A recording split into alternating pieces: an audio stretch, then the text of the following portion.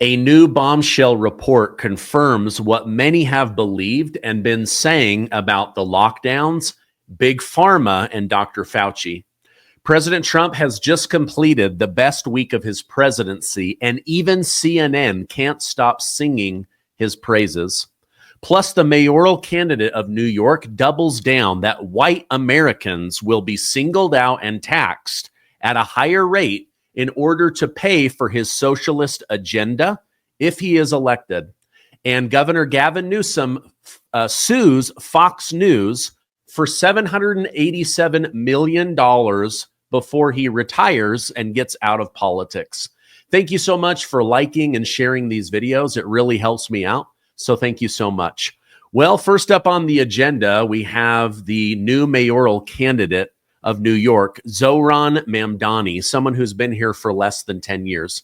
He is doubling down on making New York great again by taxing white people at a higher rate in order to pay for foreigners and people of color in New York.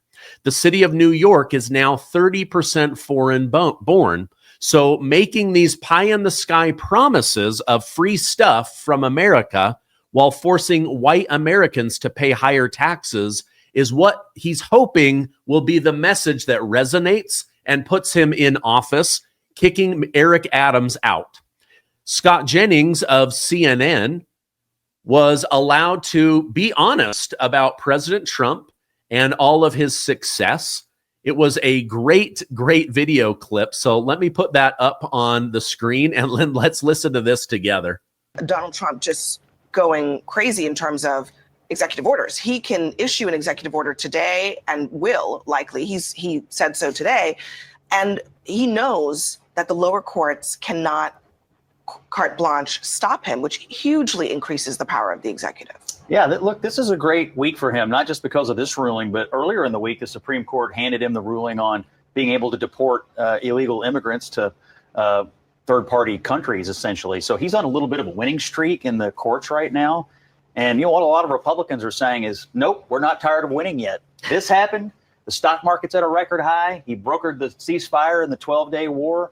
Peace broke out between Rwanda and the Congo. I mean, gas prices are at a 4-year low for the summer. I mean, win after win after win. And this particular one is the most important because these individual judges had been, I think, unfairly stopping the president from governing. He won the election. They didn't. We don't have 600 presidents. We have one president. And now he's going to be able to actually govern. And so you could make an argument that this week or the last 2 weeks, the best week or 2 weeks of his entire presidency. Let me know in the comments, are you tired of winning yet? I know I'm not. What a joy and a privilege to be able to cover this versus all of the horrible, terrible news I had to cover for 4 years with Joe Biden and Kamala Harris. Now, they didn't list everything that has gone Trump's way, and not everything will always go his way, but I'm just going to list them off. A ceasefire between Iran and Israel after bombing nuclear facilities and not killing a single person. The Supreme Court ended the judicial coup by limiting nationwide injunctions. Trump secured 5% of GDP defense spending from every NATO country, amounting to billions and billions of dollars. Rwanda and Congo have signed a historic peace deal ending another war. President Trump received permission from SCOTUS to send illegal immigrants to third-party countries. The S&P 500 and the NASDAQ hit an all-time high. President Trump emerged victorious after a Senate attempt to rein in his Iran strike through a war power resolution. The China deal has been signed. Several food giants joined the growing list of those that are committed to removing poisonous artificial dyes from American food products. Economic experts say that Trump is totally victorious on tariffs. And according to government data, right now, over $30 billion a month are coming in. And President Trump says we're just getting started. Social Security handouts saw the largest monthly decline ever. This is good because that means that they removed waste, fraud, and abuse. And as I told you last night, big balls over at Doge has specifically been hired as a special government employee, SGE, to go in and root out the remaining fraud in Social Security to strengthen it for American seniors. This is huge.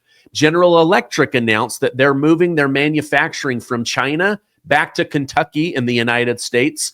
The Pentagon began reinstating service members that were wrongfully fired for not wanting an experimental COVID vaccine shot.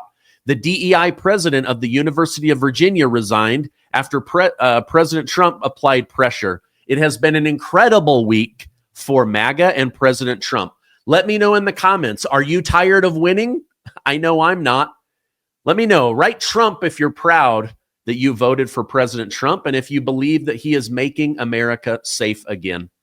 Well, California Governor Gavin Newsome has filed a $787 million defamation lawsuit against Fox News, alleging that nightly host Jesse Waters falsely claimed Gavin Newsom lied about the timing of a phone call with President Donald Trump during the Los Angeles riots over immigration enforcement and ICE. The lawsuit filed in Delaware centers on Jesse Waters' segment that aired an edited clip of President Trump, omitting his claim of speaking to Newsom a day ago on June 9th, when their last call was actually June 7th. Newsom's attorney argues this misled viewers. Therefore, Gavin Newsom deserves $787 million. Now, the reason that they chose this amount was that was the amount that Dominion Voting Systems was able to extract out of Fox News over talking about the election irregularities. Gavin Newsom offered to drop the suit if Fox News retracts the claim and Jesse Waters apologizes for this political stunt on national television. I don't know whether this will happen or not, but I wanted to make you aware of it. To me, it looks like Gavin Newsom knows his political career is going down in flames, and he's trying to extract one last mega payday before he retires, or plans to use that money to rebrand in preparation for running for president of the United States. All right, now I've got a couple of my biggest stories of the week yet, but first, today's video sponsor. If you're a homeowner, you need to listen to this. In today's AI and cyber world, scammers are stealing home titles and your equity is the target. Here's how it works. Criminals forge your signature on one document, use a fake notary stamp, pay a small fee with your county recorder, and just like that, your home title has been transferred out of your name. Then they take out loans using your equity or even sell your property, and you don't know it's happened until you get a collection or foreclosure notice. So when's the last time you checked your home's title? If your answer is never, you need to do something about it right now. That's why I've partnered with Home Title Lock so you can find out today if you're already a victim. Use my promo code Gardner at HometitleLock.com and you'll get a free title history report and a free trial of their $1 million triple lock protection. That's 24/7 monitoring on your title, urgent alerts to any changes, and if fraud does happen, they'll spend up to $1 million to fix it. Go to HometitleLock.com and use promo code Gardner. That's HometitleLock.com, promo code Gardner. Okay, you remember when Joe Biden tried to force an experimental medical procedure into the arms of American workers in order to enrich his buddies at Big Pharma. We were told that this would be a winter of death for the unvaccinated, that only the unvaccinated would survive, that he was losing his patience and now had to force this on the American people, that God and God alone made these two arms, one for the COVID shot and one for the flu shot, which they've now proven actually makes people that get the shot more sick than people that don't. Well, now new bombshell information has come out. Let me put this on the screen. So they're now releasing data that the pandemic likely went on as long as it did because of the vaccine.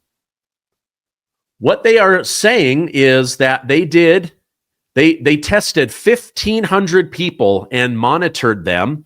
And what they found is that those that were getting vaccinated were likely shedding the vaccine. They were actually spreading the spike protein all around America and around the world. So when they say that it would be the unvaccinated that would die, and that you, the unvaccinated, were killing your grandma, your neighbor, the person you sat next to at church, the person you stood next to in the post office line, that you were a killer. It's actually just the opposite. It was actually the vaccinated that were shedding and spreading through physical contact, breathing, sweat on your skin, sexual intimacy, being in proximity to somebody around you. Literally, the vaccine was replicating like crazy inside of your body, and then it was coming out and getting on unvaccinated people. This is more than likely why the pandemic took as long as it did. It was also most likely why COVID turned into Delta COVID, an even more deadly strain, because science, real science, shows that as a virus ages, it actually gets weaker. So if they had done nothing, we would have gone from COVID, the Wuhan leaked virus paid for by Dr. Fauci and covered up by Dr. Fauci, and it would have slowly declined into Omicron. Instead, they did something that they know they should never do, which is vaccinate during a pandemic with an experimental gene therapy that they relabeled a vaccine. What happened? You saw a spike in death. And they said, it's getting worse, therefore you must get vaccinated. And you have to get up to 5 or 6 boosters. But in fact, it was the vaccinated. The more shots you got, the sicker you got, and the more the illness continued to linger. But it was because the vaccinated were shedding all over the rest of us. So this study goes through and details how it was actually the vaccinated that were spreading this, not the unvaccinated. So it would get in, it would transfer into exosomes, which would then go out through your breath, your sweat, during intercourse with a partner, or maybe somebody that you just met. Pretty crazy, right?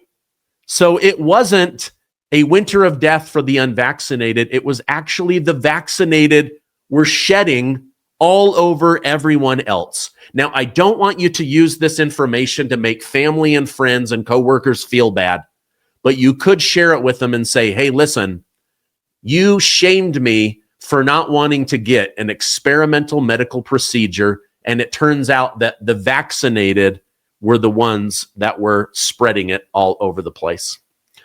All right, now I want to share one last story. This is from CNN. This is one of President Trump's biggest critics over on CNN. He admits President Trump is on a roll. He then lays out all the reasons why Trump, at least for now, has his enemies on the ropes. Let me go ahead and bring that up on the screen, and we will watch it together. Two sides had further confirmed the details of the framework. Of course, Trump's initial imposition of tariffs wreaked havoc on American markets back in the spring. But now the markets have rebounded and grown. The S&P 500, NASDAQ hit record highs just yesterday. And it's not just the stock market. Inflation, the great economic fear of recent times, seems to be tamed. The rate is now reported at 2.4%, down from a high of 7% just 4 years ago. Meanwhile, blue-collar workers have seen real wage growth of 1.7% in Trump's first 5 months. This is the largest such increase in nearly 3 generations.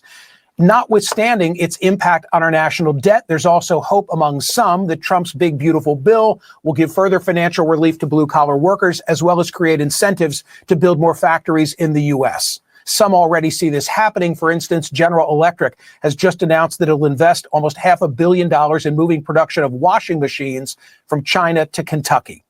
And then there's the border. Crossings have slowed to a trickle. According to CBP's May update, Southwest border encounters have fallen to about 282 a day, a drop of 93% from last year and the lowest since the early 1960s. Perhaps the loudest cheering for those border numbers is coming from America's Latino community, which might initially sound counterintuitive. On Thursday, Pew Research released an enormous data analysis of the 2024 election, which contains several surprises. High on that list, President Trump won a bigger percentage of the Latino vote than previously believed. Hillary Clinton had a 38% lead over Trump among Hispanics in 2016. Joe Biden beat Trump in this demo by 25 percentage points.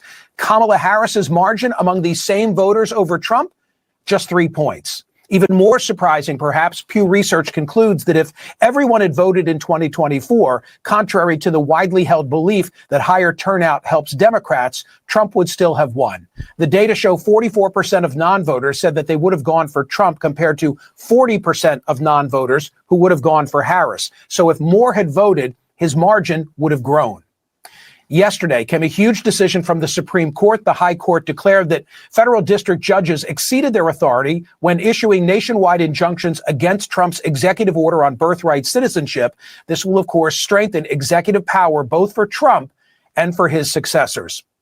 And finally, a Democratic socialist just won the nomination for mayor of New York City. And perhaps you're wondering, well, how does that affect Trump?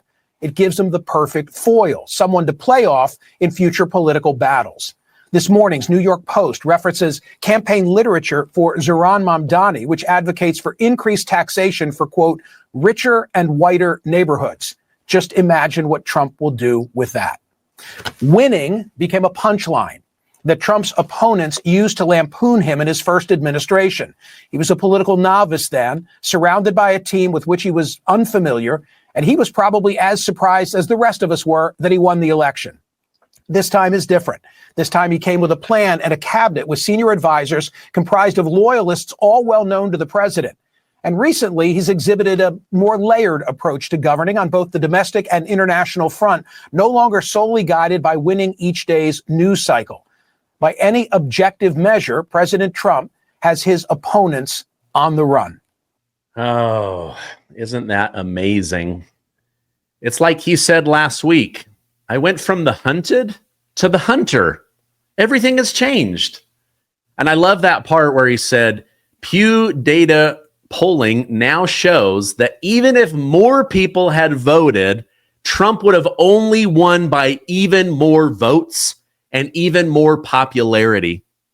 So where did the people go, right? It's almost like when there's not fake ballots showing up for China on behalf of Joe Biden, that Donald Trump would have won. Interesting. Did you see that President Trump is now calling for an exhaustive investigation of the 2020 election? I'll be bringing on some top people that have some bombshell information that Twitter blocked, that CNN refused to cover, and that Facebook kicked off their platform. It's going to be a great upcoming week. All right, have a great weekend. If you guys could, please give this video a like. When you do, it tells YouTube and Rumble to share this information with more people. I would really appreciate it. Also, we're almost to 2 million amazing truth seekers. So hit that subscribe button. It costs you nothing, and I will be your source of truth and news going forward. I love you guys. Stay amazing, and I will see you on the next video.